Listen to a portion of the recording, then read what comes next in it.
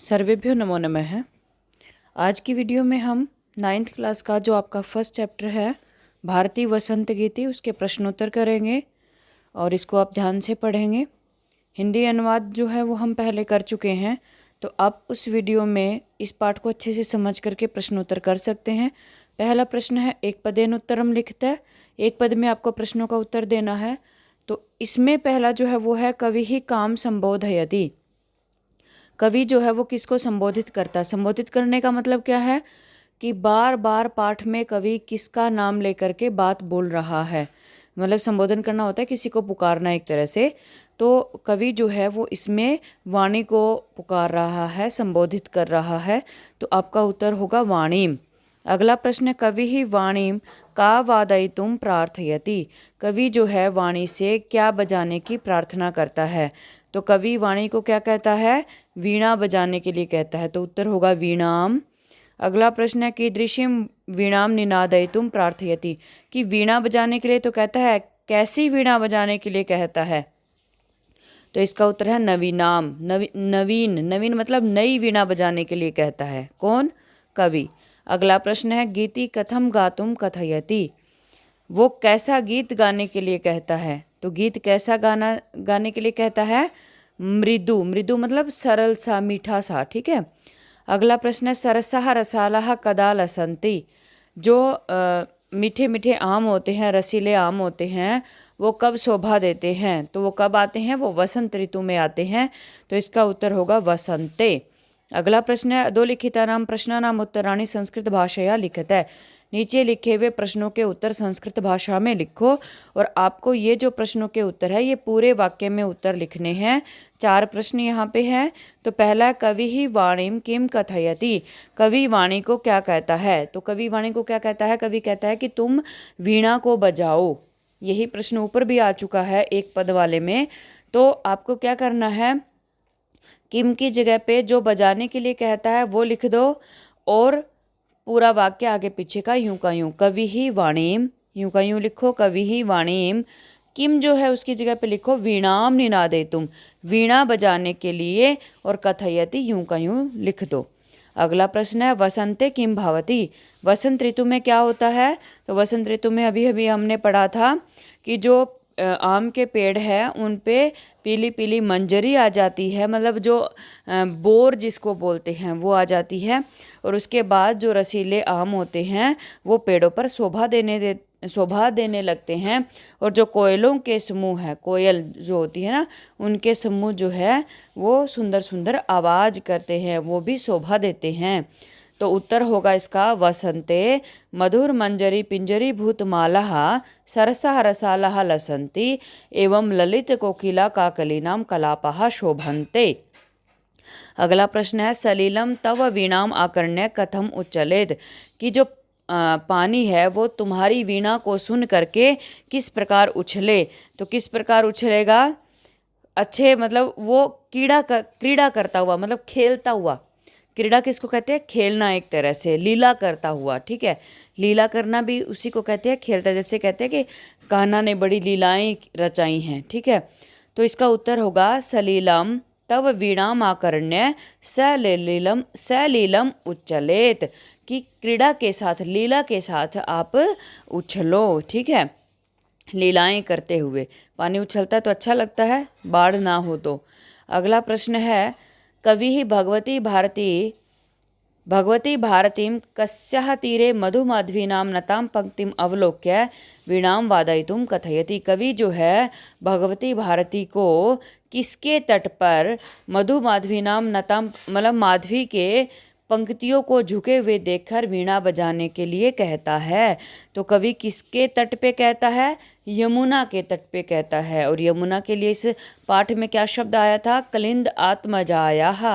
कवि ही भगवती भारतीं कलिंद आत्मजायाः यानी कि यमुनायाः सवानीर तीरे मधुमाधवीनां नतां पंक्तिम अवलोक्य वीणाम वादयितुम कथयति। अगले प्रश्न में आपको क्या करना है? पर्यायवाची हैं, 2 हैं कै स्तंभ और ख स्तंभ में, और आपको पर्यायवाची जो है वो चुन करके एक दूसरे के सामने लिखने हैं। तो पहला शब्द है आपका सरस्वती। इसके लिए मैं सीधा ही बताती हुई चलती हूँ। और सरस्वती के लिए आप ख स्तंभ में से चुनेंगे वाणी। वाणी के लिए सरस्वती शब्द इस्तेमाल होता है। अगला शब्द है आम्रम। आम्रम का मतलब होता है आम, और आम के लिए इस पाठ में आया है शब्द रसालह। ख स्तंभ में जो पांचवा शब्द है वो। अगला है पवनः। पवनः मतलब हवा, और इसका पर्यायवाची क्या होगा? समीरः। बिल्कुल उसके सामने ही लिखा हुआ है। फिर आगे है तटे। तटे मतलब किनारा। तट किसको कहते हैं? किनारे को। तो पहला ख स्तंभ का पहला जो है तीरे। तीरे का मतलब भी किनारा ही होता है। अगला है भ्रमराणाम। भ्रमर किसको कहते हैं? भंवरे को कहते हैं। और भ्रमर भंवरे के लिए इस पाठ में क्या शब्द आया है? अलीनाम। अली शब्द आया है।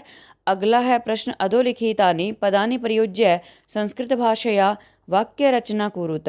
कि नीचे कुछ पद लिखे हुए हैं, उनका इस्तेमाल करके आपको संस्कृत में वाक्य बनाने हैं। तो पहला शब्द है आपका निनादय। निनादय का मीनिंग होता है बजाओ।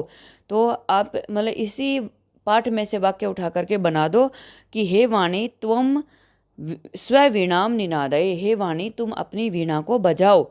ये वाक्य हमने बना दिया यहाँ पे। अगला प्रश्न है मंद मंदम। मंद मंदम का अर्थ क्या होता है? धीरे धीरे। तत्र मंद मंदम पवनः भावति। कि वहाँ पे धीरे धीरे पवन बहती है। अगला है मारुतः। मारुतः का अर्थ क्या होता है? हवा। आप जो मंद मंदम के लिए आपने वाक्य बनाया, वही यहाँ पे मारुतः के लिए भी आप बना सकते हो कि तत्र मंद मंदम पवनः की जगह पे लिख दो मारुतः। तत्र मंद मंदम मारुतः वहति। ठीक है, सेम ही वाक्य यहाँ पे बना सकते हो आप, कोई दिक्कत नहीं है।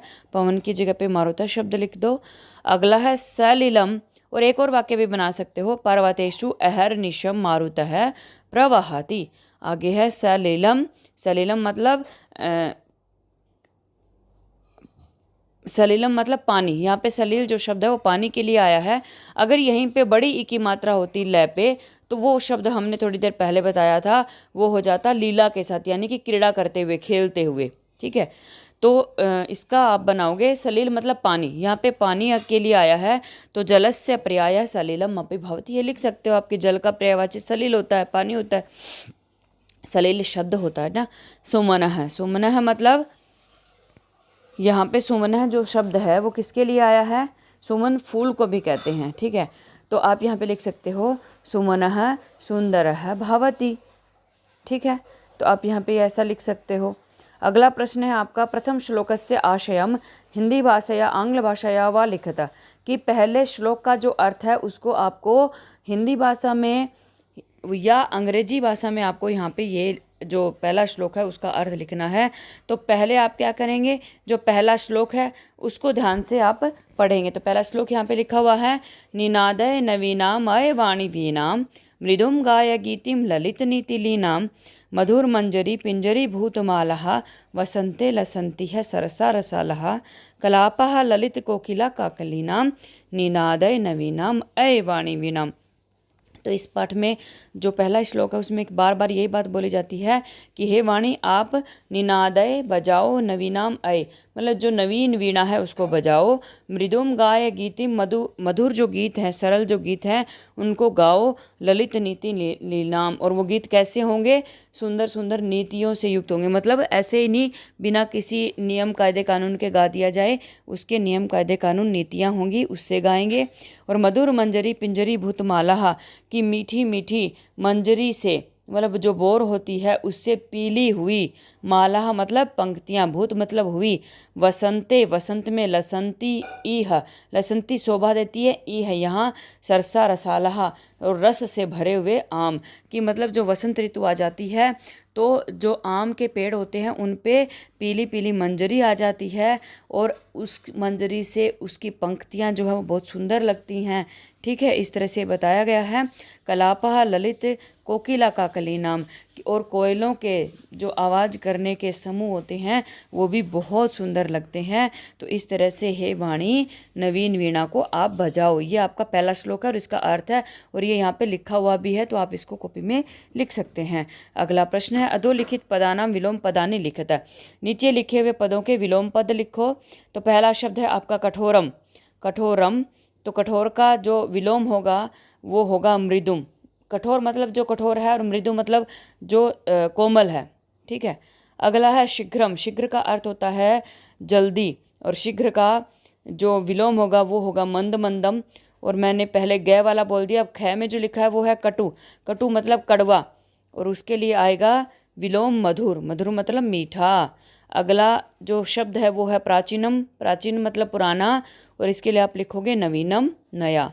उसके बाद है नीरस है कि जिसमें रस नहीं है, और इसका विलोम होगा सरस, यानी कि जो रस वाला है।